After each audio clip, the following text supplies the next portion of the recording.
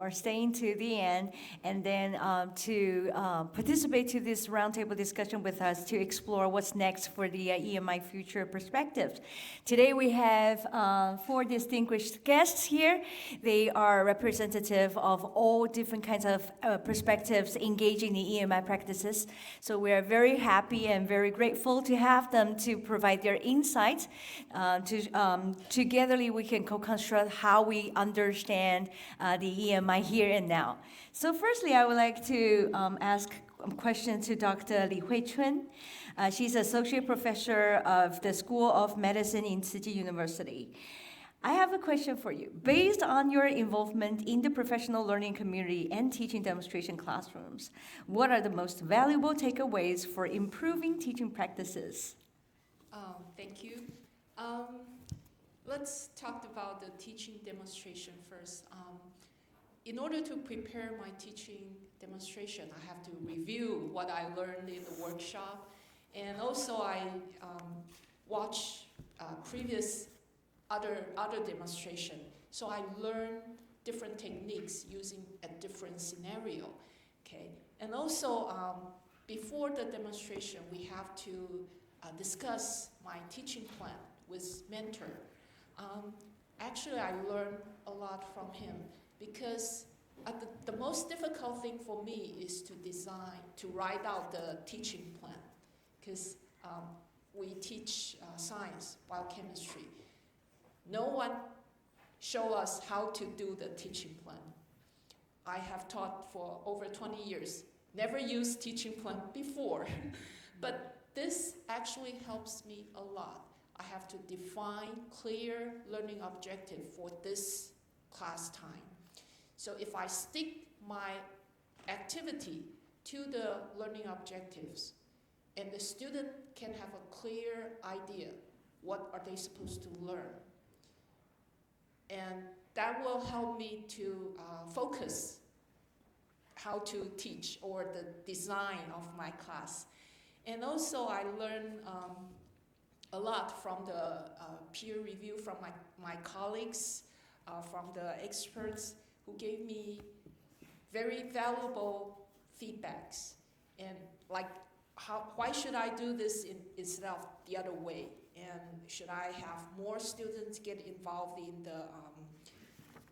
in the conversation or not? And this give me a different way of thinking how to run the class. And I also learned a lot from my students. Because actually, during working on the teaching plan, there's no column to ask feedback from students. We get feedbacks from mentor, feedbacks from colleagues, but we never get feedbacks from students. So actually, I asked a few questions after my class time for my students, whether you like this class, can you understand what I'm trying to say? And they gave me positive feedbacks. And they gave me useful feedbacks. So I know how to improve it. I know what's their struggle, which part they struggles, which part they like, they enjoy. So I can focus improving different parts of my lecture for the future. And for the professional learning community, I actually learn more when we do the journal club reading that book about EMI teaching, and because during the workshop in whether in Austin or in online lectures, this actually really quick. I didn't have time to go back to the different theories or details. Okay, so after reading those texts, that book, and we do the journal club, I kind have time to go into details and reflect what I have learned and what I experienced. So I also learned that EMI is not only teaching the content, language is also important because we need to show students how to develop the theory, how to derive the equation, using English, using the language to explain the process. The student also need to learn this Okay, they also need to learn this, how to describe this process in English. So actually I learned from my peers and from my students, from the mentors in all kinds of activity. I quite enjoyed it. Thank you very much. Thank you, Dr. Lee. Dr. Lee is the representative of our OUTA program, stands for Offsite to University of Texas at Austin with the 2022 cohort. With that, we have a 2-week intensive on-site training, or basically it's off-site, right? It's in Austin. Off-site training there, and then coming back, we have 3 times of mentors, collaborations to help them to come up with the lesson plan. So every time they work on that format, but asking questions to probe what's inside their classroom so they can unpack some strategies, adaptable and appropriate to use in their classrooms. And then after that, they do their classroom observation, meaning that they are opening their classes for peers to go there and then have some discussion.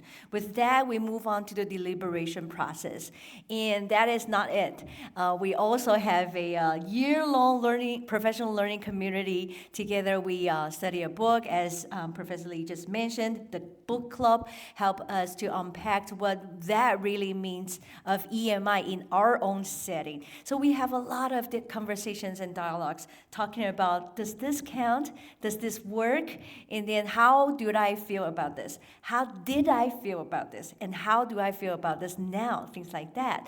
So it's actually lots of cycles engage in inquiry, actions, and reflections with a spiral up approach. So togetherly, Dr. Lee actually experienced a supporting system with all the possible dimensions, co-construct with the Professional Development Center, which is RCEMI, and also with all the resources that we can collab here, especially with the UT Texas, UT Austin. So that is the reason why she just mentions that what kind of strategies that she used and how she had this journey to learn by doing. Thank you very much for your feedback with that. Thank you. And I would like to move on to the EMI expert, who is Dr. Qing, who is an associate professor in the Steinhardt School of Culture, Education, and Human Development in New York University. Professor Qing, as an expert, can I please ask you, from your engagement in the program and your broader expertise, what do you see as the greatest challenge in aligning EMI training with institutional goals? Thank you. I have to say I'm a learner of the EMI professional development that NTNU has been implementing and leading the efforts in Taiwan. I see the good things come out of this program is some of the biggest challenge other institutions are face. I think that in research of teacher learning, so this is kind of teacher, in research of teacher learning, the biggest challenge is how do you make a teacher learning program sustainable? Yes. Because we often have like one-shot professional development sessions. Then the trainers just left and then leaving teacher to figure it out. That's often not helpful because often the questions are not really the question that teachers or professor, instructor facing in their everyday life. It's not localized because this might be a lot of series, but it's not the problem that facing particularly at NTNU or particularly other universities. So I think the biggest challenge is how do you make the professional development sustainable and long-term? And what Dr. Lee just shared is the perfect solution to this issue. Because, so I have to say, we chatted before many times. When I first got here, I was listening to colleagues here share your professional development here, program here, just wow. this is exactly what the research on teacher learning community has been looking for. Because how do you design a program that in a way that you make it sustainable, and even when people left the program, they will keep it going. So earlier this morning, we have a colleague who are panel here this year, right? Even after they finish the program, they became a family together, right? You would text each other, you would call each other if you need something. That's the evidence of a sustainable program that is tailored to the needs and focus on building relationship among the professors, the instructors. This is what we call, in learning theory, you all know this is called social cultural views of learning. To say learning is not an individual effort. Learning is in the social interactions with each other, between each other.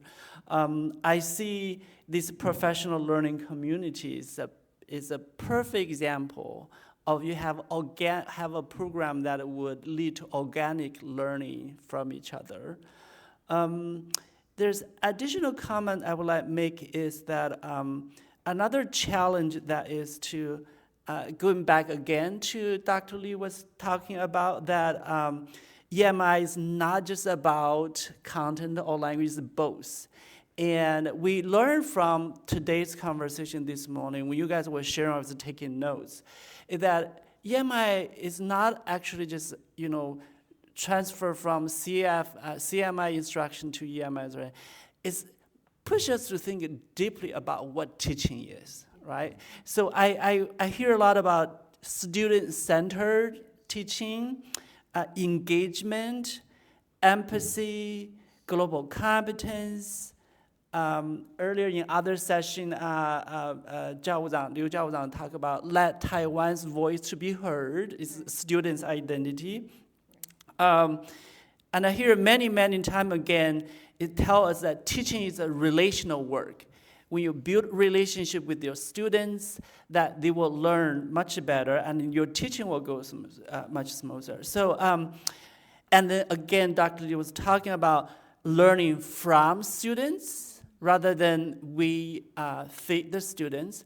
So this all, I feel like when we were thinking about teaching in a different language that is further away from us, it pushed us further to think about struggle with what teaching is, what exactly it is. I think this is kind of, how do we conceptually change our understanding of EMI, and also both at a personal level, institution level, so that we don't miss the target. When I was hearing a lot of the conversation, I can't help thinking about the teachers I work with in the public schools in New York City, the international network schools. They're doing exactly the same thing. So in that school, they create a culture of helping all the teachers to think that they're not just content teacher, they're language teacher. And it became a paradigm, ways of thinking of teaching in that school. So I'm just so excited about the work you guys are doing here and the work colleagues are thinking thoughtfully about teaching EMI while still remain very true to student learning and the care towards students and care about Taiwan. So I'm nowhere expert. I learned so much. Thank you guys for the opportunity. Thank you so much, Dr. Qing, for your wonderful comments and feedback. Yes, I think that here what we're trying to do is to try to build a systemic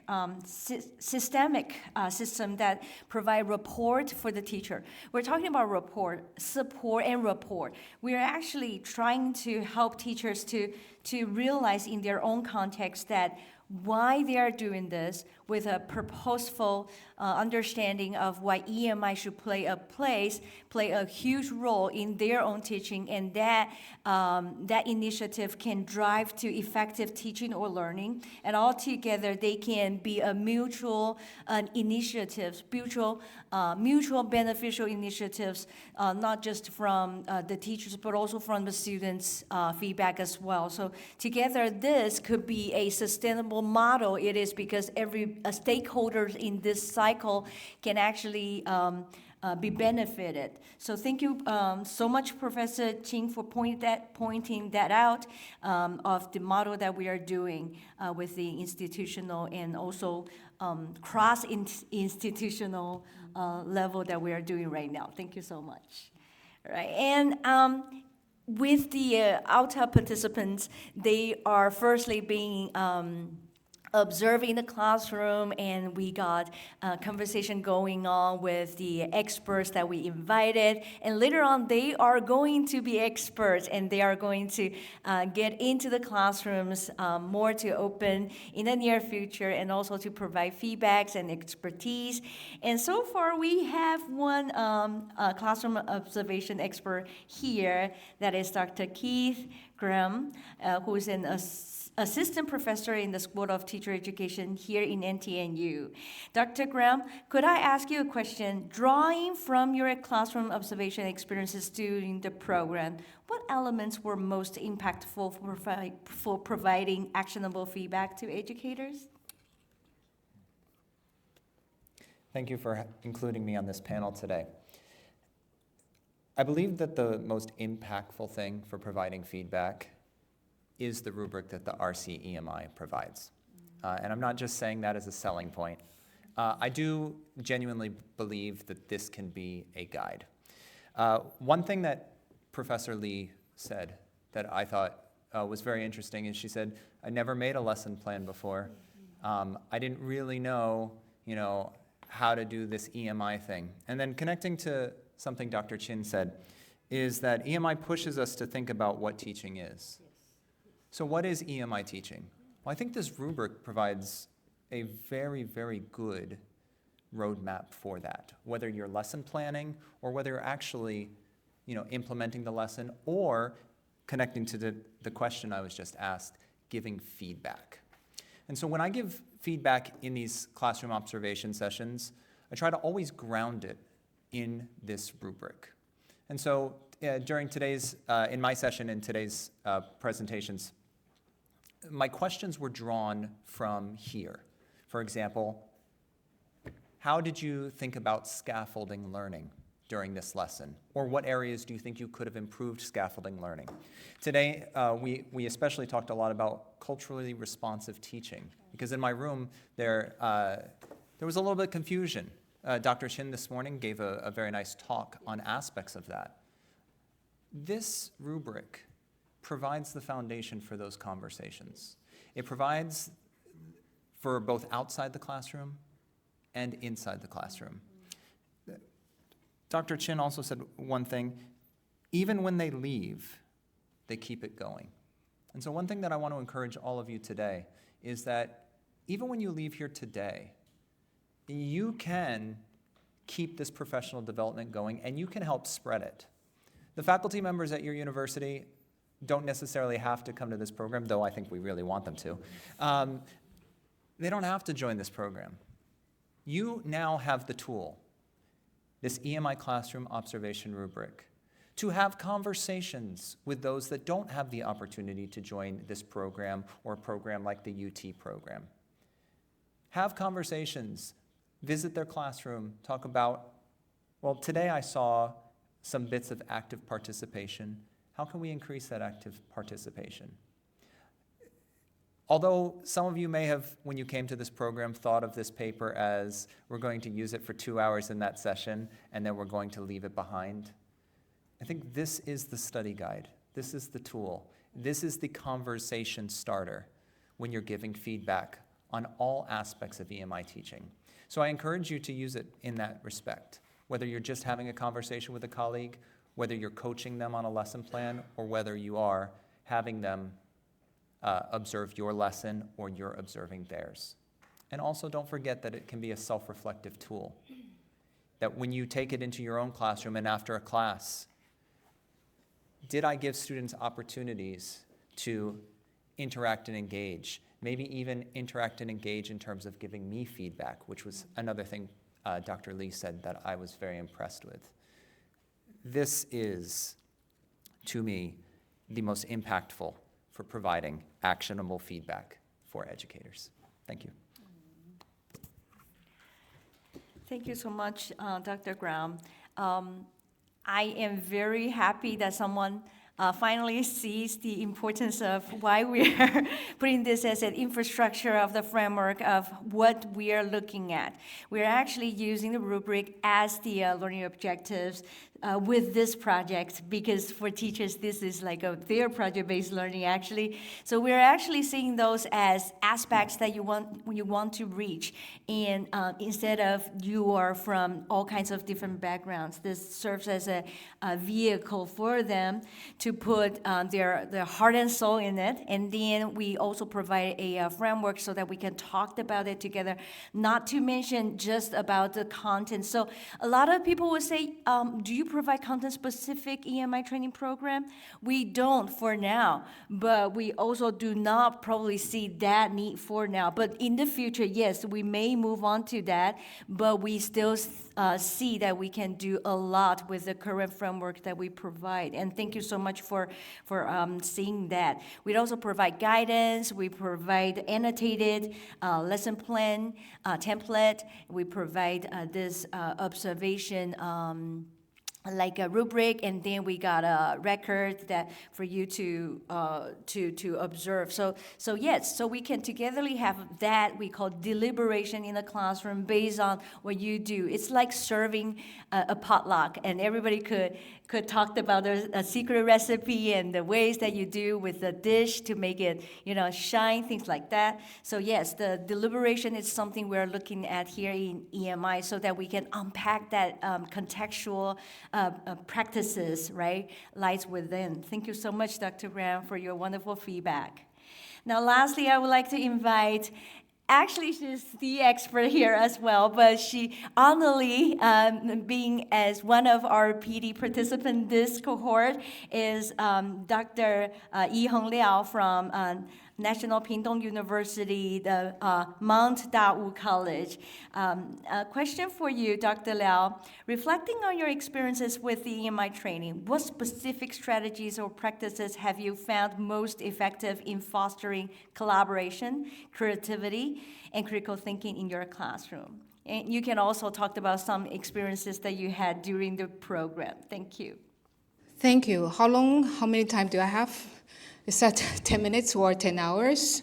Actually, thank you for inviting me. And then, yes, I am from National Pingtung University, and back to 4 years ago, I'm teaching in Wenzhou Line University of Foreign Languages, which is based in Kaohsiung. And can you imagine that being an English teacher for more than 30 years and because echoing back this bilingual 2030 policy, I got this chance to redefine myself as a language educator. Why? Why my student? Who am I? And what am I teaching? And who are my students? And who are my students going to be in 2030? And why are they learning English? And what kind of English do they have to learn? So I really don't know.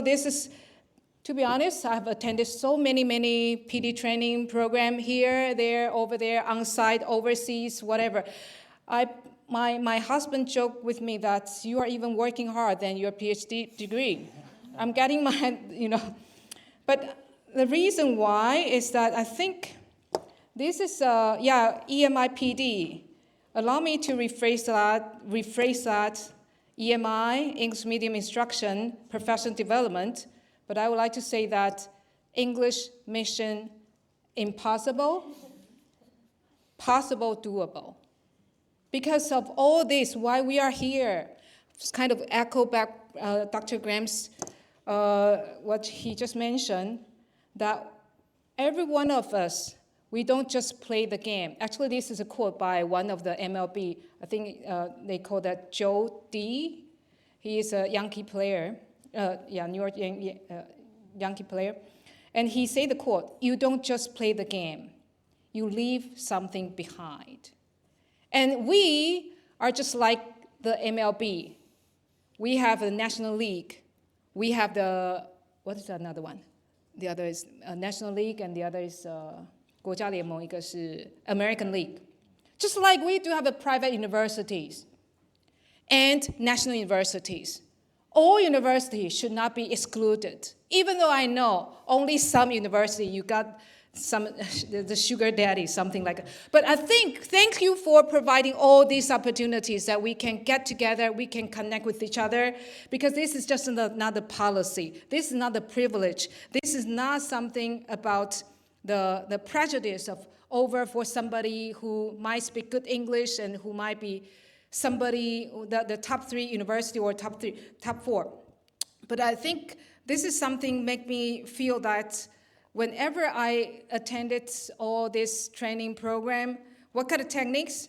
I think all the techniques workable, but I just want to always remind myself that you need to rethink, reflect who you are, who are your students, because there's no one size fits all. And then you know your students more than anybody else. And you, especially as EMI professors, remember, you are the model. You are the best role model for your students, because you are also not the native speakers, but you have been trying, you have been surviving so well, so professionally in your discipline, in your domain, to present, to speak, and then that's why we want them to survive. Not only survive, but to thrive in their professional. Okay, I don't know whether I answered your question or not, but thank you so much for inviting me here. And yes, that's all. Thank you. Thank you, Professor Liao, from the bottom of my heart. Thank you.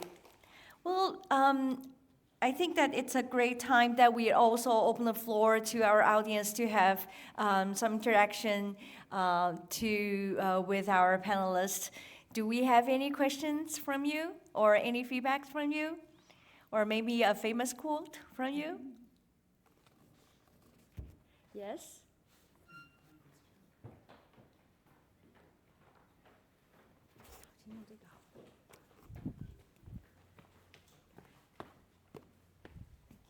Yeah, thank you. I'm Michael from Kaohsiung Medical University, and I'm originally from Czech Republic, but it doesn't change anything. I'm still second, not native speaker. My question is this transition to complete EMI policy in Taiwan 2030 feasible in your opinion? And should we start rather in the elementary schools or high schools? What is your suggestion? Can I clarify your question? You're asking that with this policy, should the transformation start all over from K-12 all the way to higher education? Like, first question is whether it's feasible to make it in 2030 or later. Like, what is your opinion? That's the first question. And the second, isn't it better to start in elementary schools, high schools, etc.? Because since I have kids in elementary schools and high schools, public schools, I know the situation. Thank you very much Thank for the you. question. 2 questions, right? Yep. We got experts in this field, especially have experiences mentoring K-12 teachers in this field. We got Dr. Graham in this nation, and we also have Dr. Qing in the United States. I will firstly invite Dr. Graham to answer this question. Thank you for your question, and thank you for attending this session today. So the first question, is it feasible? I think we're doing it now. I think there's some, at risk of speaking for the government, I think there's some misconception about the bilingual 2030 policy. What the government wants to do is establish the foundations of a bilingual education system throughout Taiwan by 2030. The goal does not stop in 2030. It continues. And I think, so from my perspective, we are heading towards that. Your participation in today's program is heading towards that goal, setting the foundation. And my hope, like I said earlier, is that you will take this back to your universities and continue to set that foundation with your colleagues, throughout your department, throughout your college, and throughout your university. If you're asking, will every single university establish an EMI program by 2030? No, but that's not the goal.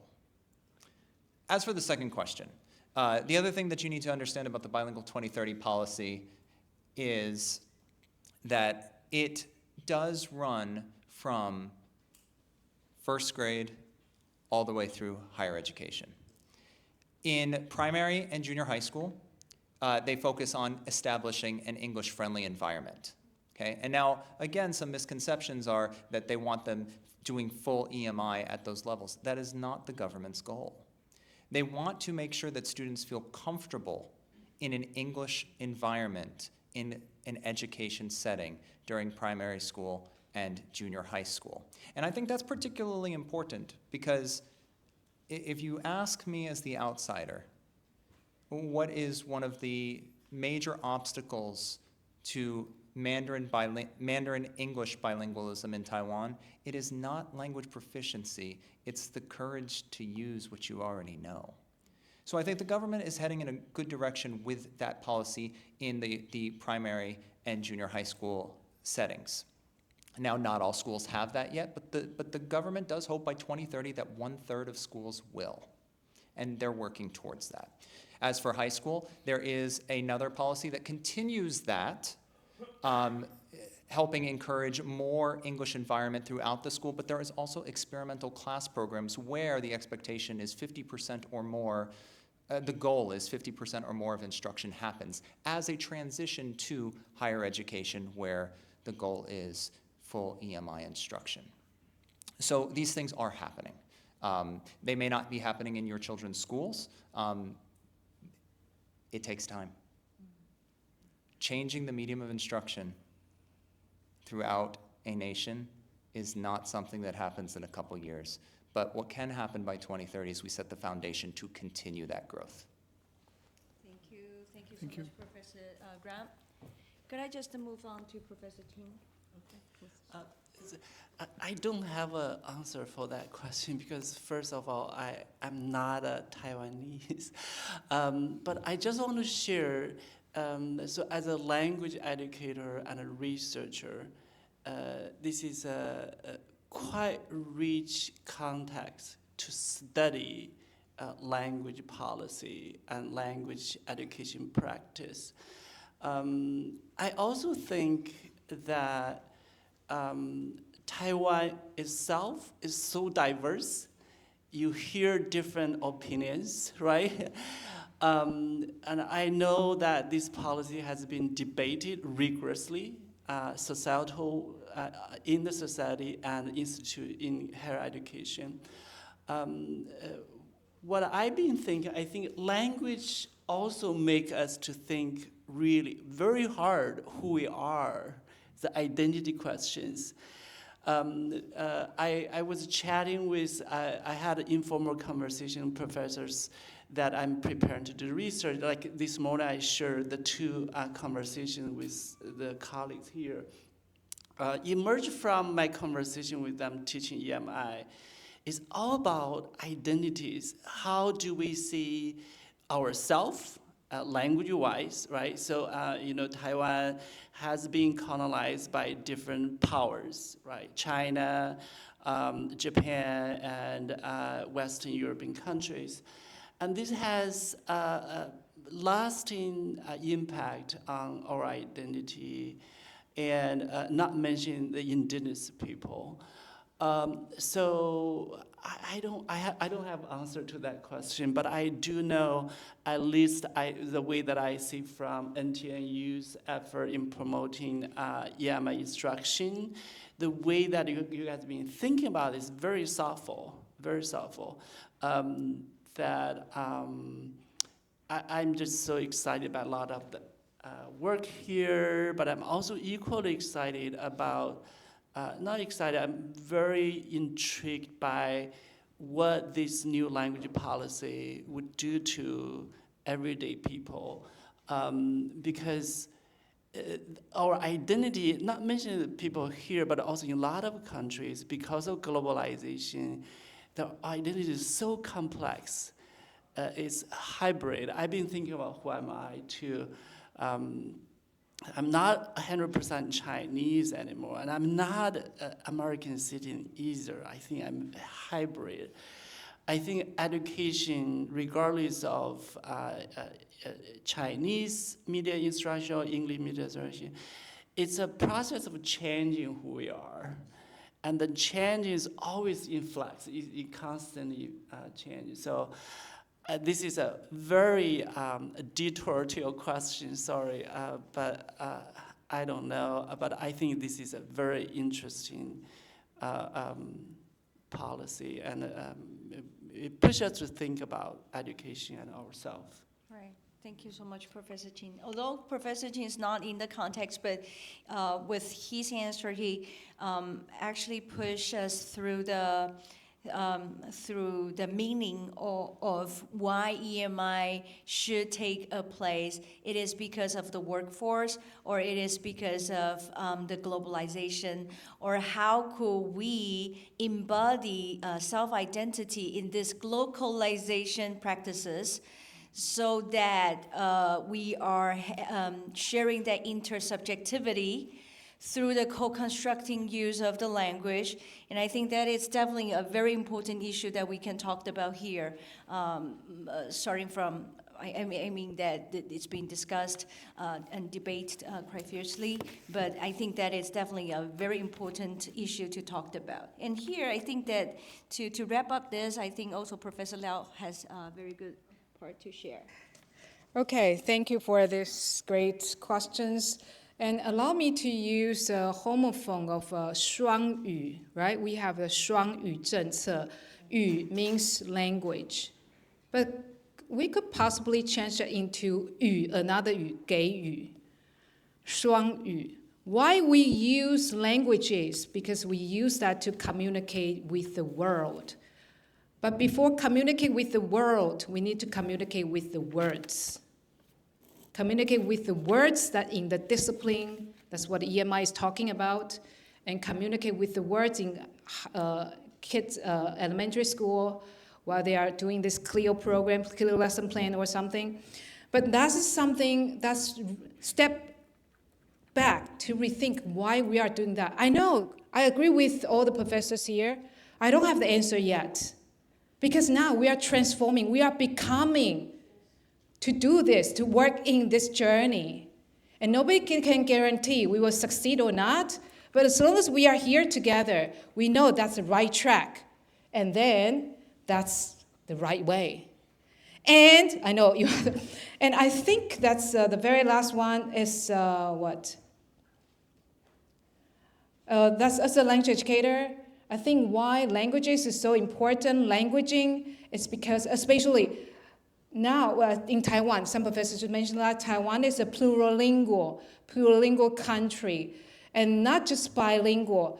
Try to think about in your classroom, you might have different students coming from different countries, so try to see how we can use languaging to transforming all the potential, the possibilities of the whole world, to see the whole world. Okay, so that's all my last comment. Thank you. Thank you. For your wonderful comments on that. Well, I think that bilingual policy actually foster educators, especially in higher education setting, to see all kinds of things happening in their classroom to be problematic. That is a ways of seeing so that they can improve themselves, and then that to reach effective teaching or learning, right? So I think that for the position of resource center for EMI, we have a very strong driving force to reach that. Is not just to reach the language, but to transform, as what Professor Liao just mentioned, to transform the understanding of what learning is about, and also to boost the understanding day by day of who we are, right? What we are doing, and that also echo to Professor Ting's who we are, echo to Professor Graham's why and what EMI is about, right? And I think that togetherly, if we look at that as a way of inquiry, we are probing that every day, and then we have to be very sensitive, and then very agile to see to work on the thing that we see, and then try to solve it, and then to look for feedback not only from our peers but also from the students, from Professor Lee mentioned, right? And all together we're interweaving that web all together. So I think that could be the answer to every professionals here to say that whether that policy is feasible or not. Thank you very much for your question. And I think it's a great time that we end today's session. Thank you so much for participating. It is because of your participation you enrich the whole process of all this professional development. Thank you so much. Thank you. Thanks all the panelists and facilitators for giving us a wonderful sharing. And let's give them a warm applause again. Thank you. All right, please return to your seat.